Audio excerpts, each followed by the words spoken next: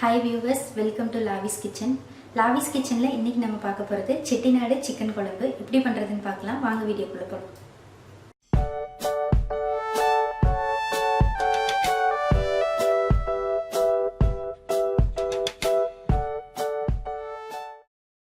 Chettinad chicken குழம்பு பண்றதுக்கு இன்னைக்கு நான் 500 கிராம் சிக்கன் எடுத்துர்க்கேன்.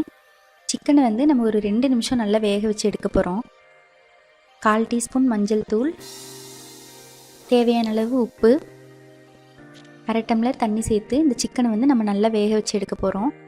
இப்போ இதை ஒரு டைம் நல்லா மிக்ஸ் பண்ணிடலாம். கொஞ்சமாக கருவேப்பிலை சேர்த்துக்கலாம்.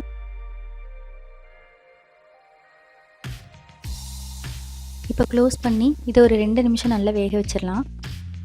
சிக்கன் வேகட்டும், அதுக்குள்ளே நம்ம குழம்புக்கு தேவையான மசால் ரெடி பண்ணிடலாம்.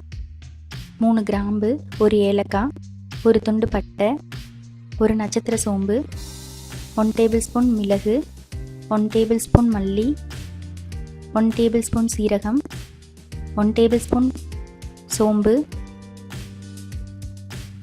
5 காஞ்ச மிளகாய், கொஞ்சமாக கருவேப்பிலை. இது எல்லாத்தையும் ஒரு டைம் நல்லா வறுத்துடலாம்.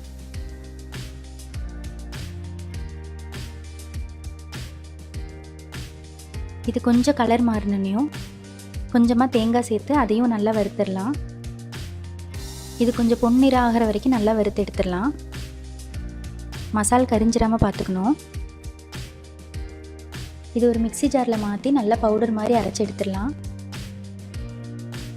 இப்போ சிக்கன் நல்லா வெந்துருச்சு, 2 நிமிஷம் ஆயாச்சு. இப்போது குழம்பு பண்ண ஸ்டார்ட் பண்ணிடலாம். 2 டேபிள் ஸ்பூன் ஆயில்,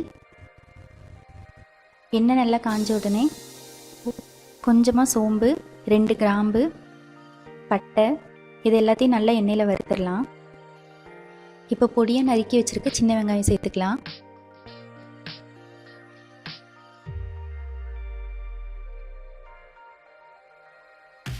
தேவையான அளவு உப்பு,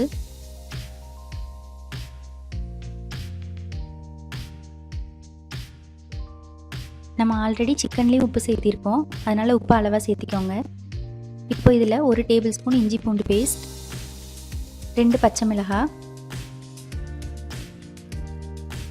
இதோட பச்சை வாசனை போகிற வரைக்கும் நல்லா இதை வதக்கிடலாம். இப்போ நம்ம அரைச்சி வச்சுருக்க மசாலா இதில் சேர்த்திடலாம்.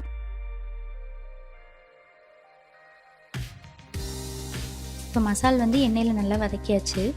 இதில் நம்ம பொடியாக கட் பண்ணி வச்சுருக்க ஒரு தக்காளி சேர்த்திடலாம்.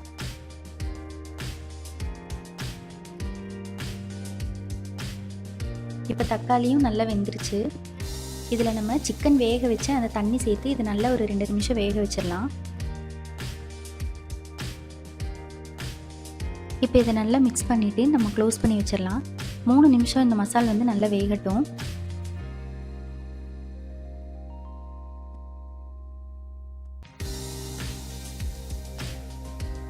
மசால் நல்லா வெந்து எண்ணெயில் நல்லா பிரிஞ்சு வந்திருக்கு. இப்போ நம்ம வேக வச்சு சிக்கன் பீசஸ் இதில் ஆட் பண்ணிடலாம்.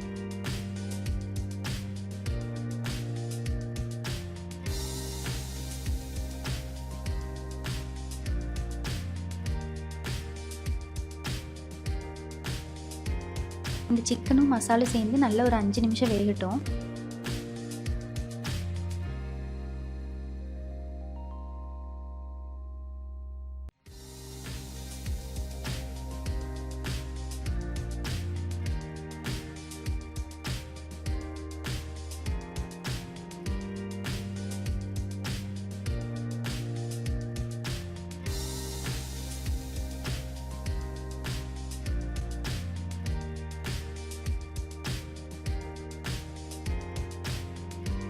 இதில் கொஞ்சமாக மல்லி இலை சேர்த்திடலாம்.